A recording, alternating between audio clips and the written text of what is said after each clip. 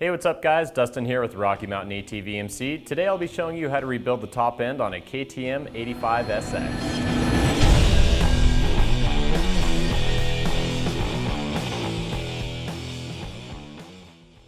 Here we have a 2016 KTM 85SX.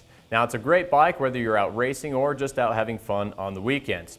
Now when it comes to rebuilding the top end, many of you may be wondering, how often do I need to do that?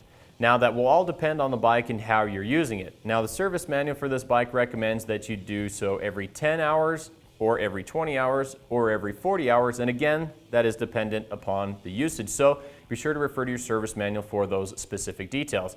Now if you're out racing on the weekend, you may want to increase that interval to maybe every race or every other race. Now some other reasons as to why you might want to rebuild the top end on your two-stroke are you're losing power, you're not building as much compression, or your piston rings are worn so you're getting a lot of blow-by. Whatever the case may be, if you're experiencing some of those symptoms, you might want to take a look at rebuilding your top end. So today we're going to show you how. To do this job you'll just need a few basic hand tools. Now as for specifics, you'll need a spring puller, a torque wrench, and you may or may not need this Motion Pro piston pin puller. If the piston pin is extremely difficult to remove, this will aid you in its extraction without damaging the connecting rod. Now we'll also need some safety glasses, some waterproof grease, as well as some replacement coolant and a drain pan. Now for the top end replacement parts, we've got a piston kit which comes complete with piston pin, the piston ring, and the little snap rings for the piston's pin. We're also going to be replacing the spark plug and the wrist pin bearing. We also have the top end gaskets and the base gasket. The final thing you'll need is your service manual to refer to for specific torque specs and procedures. To begin, we need to gain access to the engine, and in order to do so we need to take a few things off of the bike. So to start, we'll remove the seat, we can remove the tank, and then when we're ready for the exhaust, we can take our spring puller, pull the two exhaust springs, remove the fasteners, and pull the exhaust. Next we can pull the spark plug cap, the spark plug, remove the three fasteners for the head stay and remove the head stay. Then we can drain the coolant, pull the coolant hoses. Once you've got to this point, you can now pull the power valve cover.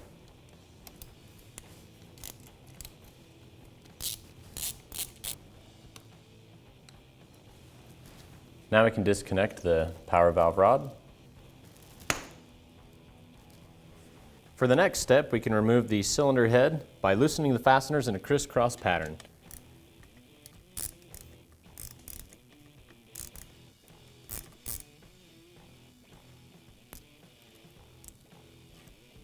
With the fasteners removed, you can now grab the cylinder head and remove it from the cylinder.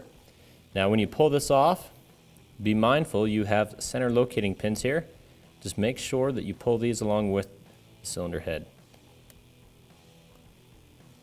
Be sure to remove the cylinder head gaskets.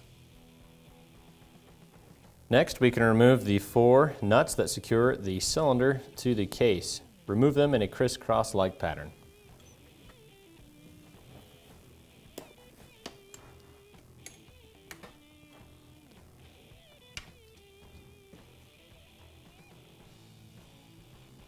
Now we can remove the cylinder. Now be mindful, the piston will come free. Make sure you grab a hold of it and set it down gently against the engine case. With the cylinder removed and the engine case exposed, take a clean rag and place it inside of the cavity so that we can ensure that no debris can make its way inside. Now we're ready to remove the piston. Now to do so, we're going to pull this circlip. For this, we're going to be using a pick tool.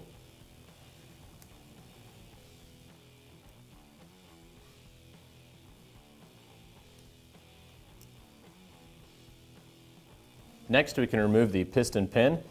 Now you might be able to push this out with your finger in some cases, but in most it's very difficult to remove. So in this case, we'll be using the Motion Pro piston pin puller. So here we have the Motion Pro piston pin puller. Now what's cool about this tool is we've got a rod that will go on the inner diameter of our piston pin. On the other side, we'll thread on this end cap, and then we can thread the tool itself, which will pull the piston pin into the body. Now it comes with a couple different adapters so that you can get this set onto your piston correctly. Now we've pulled the piston pin clip on the other side so that we are free and clear to thread on our end cap, and then we'll pull the piston pin through the piston.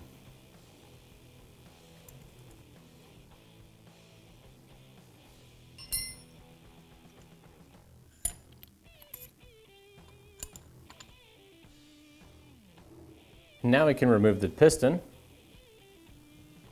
and the wrist pin bearing. Now, depending on what was going on with your bike, it's always good to give the parts a thorough inspection. Now, on the cylinder, you want to inspect the inner bore. You want to be checking for excessive wear, which would include long scoring, any kind of deep scrapes or marks that are inside of the cylinder. Now, if your Nicosil is in really bad shape, you'll want to take this over to a machine shop and have the Nicosil replated. Now, as for the piston, you want to check for a damaged piston ring, scoring, long deep scoring along the wall or the skirt of the piston, as well as excessive carbon buildup on top of the piston. Now, as for the combustion chamber, as you can see, we have an aftermarket one here, but the cleaning process and inspection will be the same for aftermarket or OEM.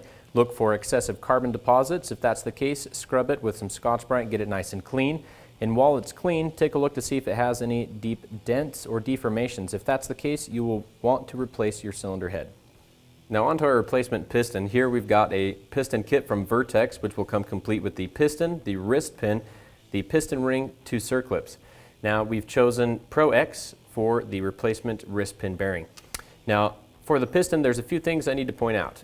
We have an arrow on the top of it which will indicate its orientation when it's in the cylinder. The arrow needs to be facing towards the exhaust. On the back side of it, we have a center locating pin here. This will be used to keep the piston's ring centrally located over this pin. Now, also on the piston ring, there should be some numbering or lettering on the top part of it. This will be indicating that the piston ring itself needs to be facing upwards. Also, you'll notice it has an end gap here. You will need to either check or set the ring end gap, and we've got a great video that will show you how to do that.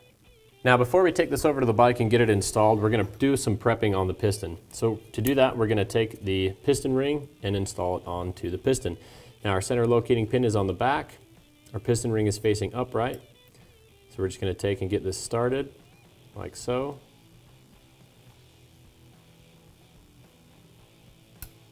Just like that. Now you want to make sure that the piston ring is lined up with that center locating pin. Now when it comes to installing the circlip, we're going to take just a little bit of oil. We're going to rub it on the inside here just to assist the installation of the circlip. Now this needs to have the opening facing either in the upward position like so, or it needs to be facing downward when installed. Once it's installed, double check to make sure that it's properly seated within its groove.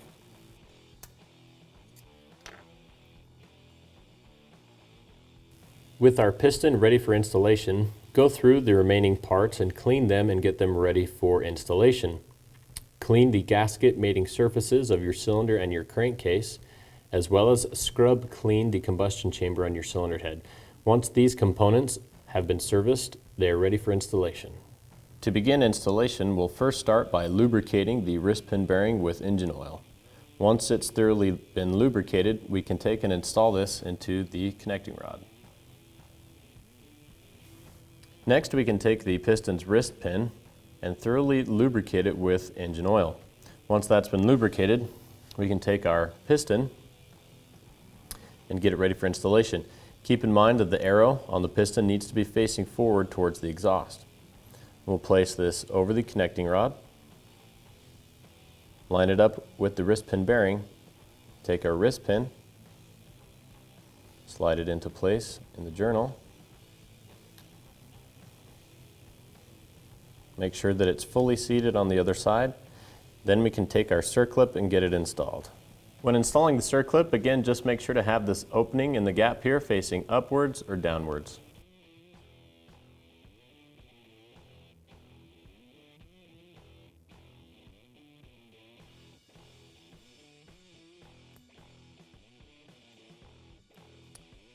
Once the circlip has seated, give it a good inspection to make sure that it's in the groove landing. Now we can remove the rag. Make sure your gasket surface is nice and clean. Now we can install the cylinder's base gasket. Now before installing the cylinder, make sure to lubricate the piston as well as the cylinder.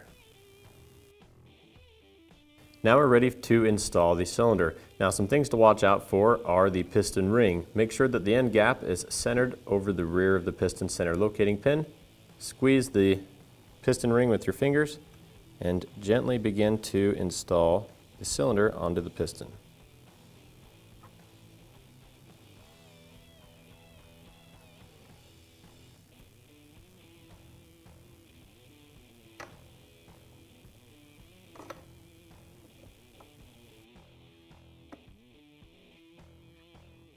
Next, we can install the cylinder's nuts. When tightening the cylinder's nuts, make sure to torque them in a crisscross pattern. Torque spec for the cylinder's nuts is 14.8 foot-pounds. So once you've got your cylinder installed and the fasteners torqued, at this point you want to set and check your decking and timing. For more information on how to do that, check out our video on how to set your decking and timing. Before we install the cylinder head, be sure to reinstall the locating pins. Then we can take our replacement cylinder head gaskets and lightly coat them with some grease or engine oil and install them onto the cylinder.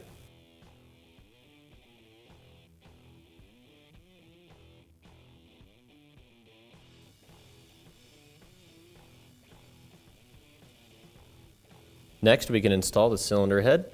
Be sure that it seats with the locating pins. Install the cylinder head fasteners and torque them down in a crisscross pattern to 7.4 foot-pounds.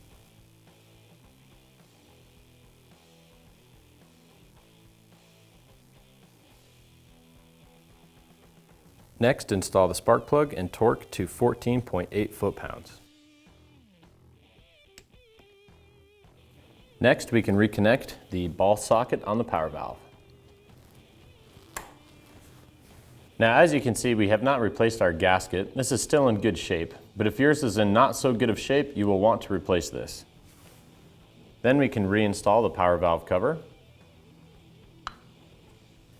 install the 3 fasteners, then torque to 4.4 foot-pounds.